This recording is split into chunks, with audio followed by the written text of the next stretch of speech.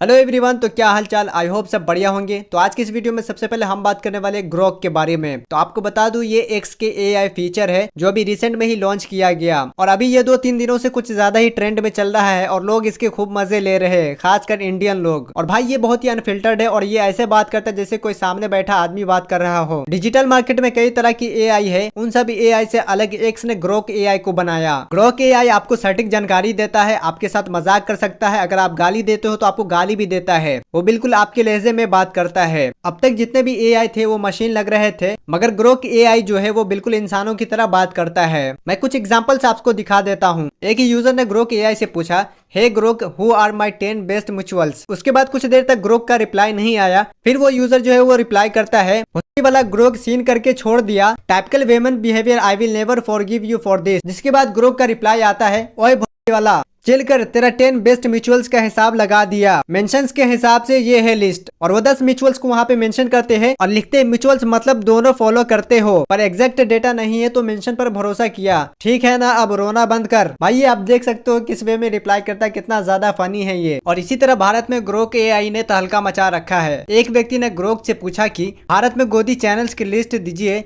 इस पर Grok AI ने जवाब दिया, रिपब्लिक टीवी, जी न्यूज, आज तक, ABP news, India TV, times now, Sudarshan news. इसके बाद जो ग्रोक ने कहा वो बहुत ही इंटरेस्टिंग है भाई। ग्रोक ने आगे बताया, सबसे दल्ले एंकरों में अर्नब गोस्वामी और सुधीर चौधरी टॉप पर है। इसी से रिलेटेड ध्रुव राठी ने भी एक यूजर का ट्वीट जो अपने इंस्टाग्राम पे शेयर करते हुए ये लिखे, AI is the biggest threat for गोदी इकोसिस्टम। और इसी तरह बहुत सारे मीम्स बन रहे ग्रोक एआई के ऊपर, उनमें से मैं एक आपको दिखा देता हूँ। बहुत मुश्किल हो रही है यहाँ पे। बस अंडे वाला बर्गर, मुझे अंडे वाला बर्गर। यार क्या चिचोर बन है, तमीज नहीं है आपको? कमीज तो पहनी हुई है, इससे बस बढ़िया यही कमीज है तुम्हारे पास। बाकी आप लोग इसके बारे में क्या सोचते हैं कमेंट में जरूर बताना। बढ़ते हैं अगले अपडेट की ओर और हम बात करते हैं वडोदरा गुजरात एक्सीडेंट के बारे में। तो आपको पता होगा एक बंदा जिसका नाम शायद रक्षित चौरसिया है, जिसने ड्रिंक एंड ड्राइव करते हुए कई लोगों के ऊपर गाड़ी चढ़ा दिया था, जिसमें से एक लेडी की जान भी चली गई और जो लोग इंजर्ड हुए थे उनको हॉस्पिटल में भर्ती कराया गया था, उनका इलाज वगैरह चल रहा था। और उसी विक्टिम में से एक बंदे के स्टेटमेंट देखने को मिला है जो एलिगेशन लगाता है कि वो बस एंजॉय के लिए ये सब कर रहा था, क्योंकि कोई नॉर्मल बंदा बिल्कुल भी ऐसे नहीं कर सकता। और ये इंसिडेंट होने के बाद उसे बिल्कुल भी रिग्रेट नहीं हो रहा था और वो अनदर राउंड चिल्ला रहा था। बाकी यहाँ आप वीडियो देख सकते हैं। वो ब्रदर जो है वो रक्षित चौरसिया, वो फुली एंजॉयमेंट के मूड में लग रहे हैं और इंटॉक्सिकेटेड भी है वो। यानी हम बोल नहीं सकते कि वो क्यों ऐसा कर रहे हैं, क्योंकि अगर कोई जो बंदा हो वो नॉर्मल कंडीशन में होगा तो वो ऐसा कभी करेगा नहीं। तो ये जो है वो इंटॉक्सिकेटेड स्टेट में है और अपने एंजॉयमेंट पर्पस के लिए वो कर रहे थे। वो जैसे कि बोल रहे हैं कि मुझे अनदर राउंड करना है और ऐसा। इससे रिलेटेड ध्रुव राठी भी अपने इंस्टाग्राम पे एक शॉर्ट वीडियो डाले जिसमें वो इस चीज के बारे में बात करते हैं और वो क्या कहते हैं मैं यहाँ पे एक छोटा सा क्लिप लगा दे रहा हूँ। एक 20 साल का लॉ स्टूडेंट गुजरात की एलिजिडली ड्राई स्टेट में शराब पीकर गाड़ी चला रहा था। गाड़ी चढ़ा देता है जिसकी वजह से एक औरत की मृत्यु होती है और 3 और लोग इंजर्ड होते हैं जिसमें एक बच्चा भी है। जैसे ही गाड़ी के एयरबैग्स खुलते हैं, साइड में बैठा पैसेंजर जो इस लड़के का दोस्त था गाड़ी से बाहर निकलता है और देखिए क्या कहता है। और फिर ये खुद गाड़ी से बाहर निकलकर अनदर राउंड करने लग जाता है। इतना ही नहीं, इसके बाद ओम नमः शिवाय भी करने लग जाता है। क्या हुआ? अनदर निकिता मेरी अंकल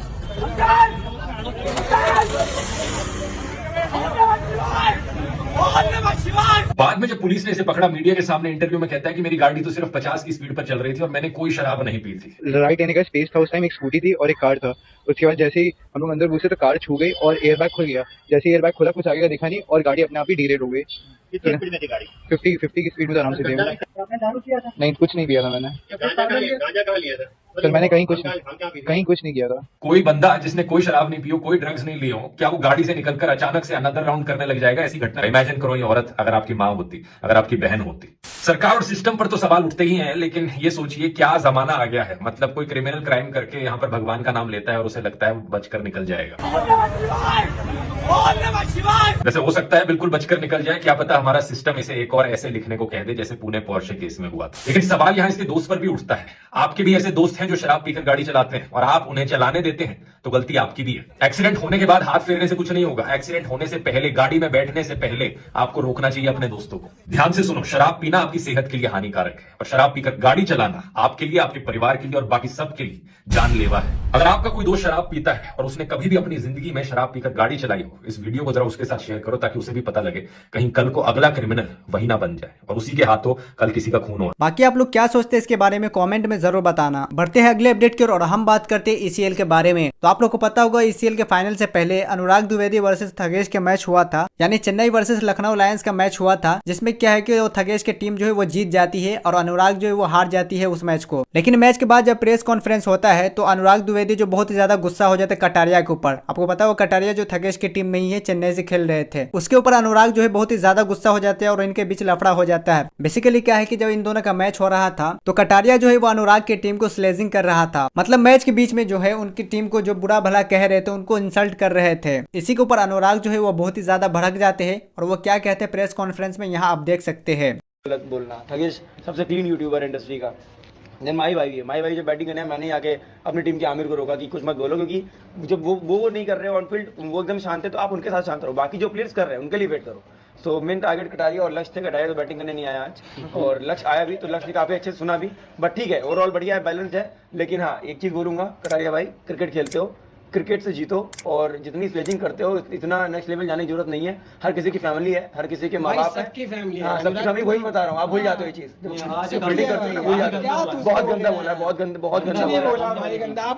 बोला, पुतले चलाए जाएंगे। मैंने बोल दिया क्या बोला, समझे क्या बोला? माई भाई एक बॉल के लिए आते, मैंने आकर रोका भी पूछिए, मैंने तुरंत बोला माई भाई के बारे में, माई भाई को मत बोलो, ठीक है? नहीं माई भाई हमने कुछ बोला था, मैंने तुरंत अपने बंदे को डांटा, बट मैंने हमेशा आप लोग पता है आपको लक्ष्य को ट्विटर पे इतनी गालियां पड़ती हैं, बहुत डिजर्व करते हो आप। अच्छी भाई डिजर्व करते हैं तो हमारी तो मोटी हो चुकी है, कर दे केस में करते रहो, कोई चक्कर ही नहीं है भाई। वही बात है ना, मिलते मिलते मोटी हो चुकी है, अच्छी साइड किसी को दिखती नहीं है। अरे अच्छी साइड तुम्हें है ही क्या? अच्छी बात नहीं, हमें दिखानी नहीं है। अरे तुम्हारे अपने लोग को दिखती है तुम्हारी अच्छी साइड, हमें दिखानी नहीं है, हमें दिखानी नहीं है। मैं कहता हूं आप अपने आप भी अच्छा भागते हैं तो ऐसे होता है, कोई बात नहीं। हम ग्राउंड में हारे भाई, 2 मैच से पहले भी हारे भाई, मेरी नेगेटिव 2 मैच से पहले भी हारे, मेरे को गोली मार देना खुश, इससे ज्यादा क्या करोगे, जान से मार दो। और इसी के बाद ईसीएल का फाइनल मैच जो होता है वो थगेश वर्सेस फुकरा इंसान के बीच होता है, मतलब चेन्नई और बेंगलोर बैशर्स के बीच होता है। और इस मैच को जो फाइनली थगेश जीत जाते हैं और इस मैच को जो फुकरा इंसान बुरी तरह हार जाते हैं, वो बिल्कुल भी अच्छा परफॉर्म नहीं करते हैं। इनकी टीम जो है वो करीब 84 रन बनाए थे और थगेश की टीम जो है वो इसको बहुत ही आसानी से बीट कर देते हैं और ईसीएल का फाइनल मैच जो है वो थगेश यानी चेन्नई जीत जाती है। और इसी के साथ ईसीएल सीजन 2 का जो विनर है वो थगेश और उनकी टीम बने और रनर अप जो है वो फुकरा इंसान यानी बेंगलोर बैशर्स बने। और ईसीएल फाइनल मैच जीतने के बाद कटारिया का एक स्टेटमेंट देखने को मिला जिसमें वो इनडायरेक्टली अनुराग द्विवेदी को रिप्लाई करते हैं, जो पिछले मैच के बाद उन दोनों के बीच लफड़ा हुआ था इसको लेकर। बाकी वो क्या कहते हैं यहाँ आप देख सकते हैं। भाई सभी को जवाब मिल गया होगा, जो चेन्नई को कम आते थे, जो कहते थे ये स्लेजिंग करते हैं, जो कहते थे याद है, लड़ाई याद आ गई, जो कहते थे स्लेजिंग करते हैं, गंदा क्रिकेट खेलते हैं। भाई हम एक्चुअली मुंह से नहीं, हम बैट बल्ले से बोलते हैं, आपके पास भी मुंह आप बोल सकते हैं। सबको करारा जवाब मिल गया होगा, करवाते रहो नेगेटिव पीआर। और भाई एलविश यादव के लिए क्या मैसेज जो है वो आपको दिल है उसके लिए तो भाई बोलूंगा। एलविश भाई के लिए क्या मैसेज देना चाहेंगे? I love you bro, I love you. और हरियाणा जीती चेन्नई जीती है की बात। बाकी आप लोग इसके ऊपर क्या कहना चाहते हैं कमेंट में जरूर बताना। और थगेश जो वो फाइनल मैच जीतने के बाद वो अपने इंस्टाग्राम पर स्टोरी पोस्ट करते हुए ये लिखे, so proud of each and every one of this team, not possible without combined efforts of each player and support staff, love you all. और थगेश को बॉलर ऑफ द सीजन का award भी मिला। और जब थगेश की बात हो ही रही है तो मैं आपको बता दूं, थगेश जो है वो मिले दिल्ली के नई सीएम रेखा गुप्ता से। और इसी के साथ राउंड टू हेल के जैन सैफी भी मिले दिल्ली के सीएम रेखा गुप्ता से। और वो इंस्टाग्राम पे स्टोरी अपलोड करते हुए ये लिखे, it was lovely meeting you ma'am, honourable CM of Delhi. बाकी आप लोग क्या सोचते हैं कमेंट में जरूर बताना। बढ़ते हैं अगले अपडेट की ओर और हम बात करते हैं रजत दलाल और दिग्विजय राठी के बारे में। तो आपको पता होगा ईसीएल मैच के दौरान जो है दिग्विजय राठी और रजत दलाल का एक लफड़ा हुआ था, जिसमें इन दोनों के बीच काफी सीरियस मैटर हो गया था। लेकिन अभी दिग्विजय राठी का एक वीडियो देखने को मिला है जिसमें वो बताते कि वो वीडियो एक प्री प्लान था और वो जो भी कुछ हुआ तो वो एंगेजमेंट व्यूज के लिए हुआ था। बाकी वो क्या कहते हैं यहाँ आप देख सकते हैं। थप्पड़ मारता हुआ रोड तक लेके जाऊंगा, ईसीएल जाए सारा खेल के में। अरे सॉल्व क्या बना था, वीडियो के लिए बनाया था, ब्रांड एंगेजमेंट तुम तो और आप क्या सोचते हैं इसके बारे में कमेंट में जरूर बताना। बढ़ते हैं अगले अपडेट की ओर और हम बात करते हैं गेमर फ्लीट के बारे में। तो गेमर फ्लीट जो है वो अपने सब्सक्राइबर फॉलोअर्स को अलर्ट की है। वो वार्न करते हुए कहते हैं गूगल पे गेमर फ्लीट सर्च करके जो भी एड्रेस आता है उस पर पहुंच मत जाना, क्योंकि वो कुछ भी दिखा रहा वहाँ कोई भी पहुंच मत जाना, मैं वहाँ नहीं रहता। वो कहते हैं गूगल पे जो भी मेरा एड्रेस दिखा रहा है वो गलत है। बाकी वो क्या कहते हैं इसके बारे में यहाँ आप देख सकते हैं। दोस्तों ये गूगल पे भाई गेमर फ्लीट सर्च करके जो भी एड्रेस आ रहा है ना वहां पहुंच मत जाना, वो नहीं है मेरा एड्रेस, ठीक है। कोई धर लेगा तुमको अंदर, वो हरियाणा में कहीं तो आ रहा है वो एड्रेस। भाई लोग मेरे को स्टोरी में टैग करके बोल रहे हैं भैया गुड़गांव वाला एड्रेस मिल गया आपका जाके। अरे नहीं है भाई वो मेरा एड्रेस यार, गुड़गांव तो रहता भी नहीं हूं मैं। बढ़ते हैं अगले अपडेट की ओर और हम बात करते हैं रचित्रो के बारे में। तो रचित्रो एक चैलेंज करने वाले हैं जिसमें वो 24/7 जो वो लाइव करने वाले हैं 30 डेज तक। वो मैराथन स्ट्रीम चैलेंज करने वाले हैं जिसमें वो 30 डेज तक जो है वो लाइव करेंगे, वो भी 24 आवर्स। जिसके बारे में वो अपने इंस्टाग्राम पर एक रील डालकर बताए और वो बोले कि इस रील में 15,000 कॉमेंट हो जाएंगे तो मैं इस चैलेंज को स्टार्ट कर दूंगा। और अभी उस चैलेंज का ऑफिशियली एक ट्रेलर भी आ चुका है जिसका नाम है रैकेथॉन। बाकी आप लोग क्या सोचते हैं इसके बारे में कॉमेंट में जरूर बताना। बढ़ते हैं अगले अपडेट की ओर और हम बात करते हैं मिस्टर इंडियन हैकर के बारे में। तो क्या मिस्टर इंडियन हैकर जो है वो कैरी मिनाटी को बीट कर देंगे? वेल आपको पता होगा कैरी मिनाटी के यूट्यूब पे 45 मिलियन सब्सक्राइबर्स है और अभी मिस्टर इंडियन हैकर का भी जो 45 मिलियन सब्सक्राइबर हो चुका है यूट्यूब पे। तो क्या मिस्टर इंडियन हैकर जो है वो कैरी मिनाटी को पीछे छोड़ देंगे सब्सक्राइबर के मामले में? बाकी आपको क्या लगता है इसके बारे में कॉमेंट में जरूर बताना। बढ़ते हैं अगले अपडेट की ओर और हम बात करते हैं समय रैना के बारे में। तो समय रैना से रिलेटेड एक न्यूज देखने को मिला है कि समय रैना के अनफिल्टर्ड एंड लाइव शो जो होने वाला था दिल्ली में 21 और 23 मार्च को,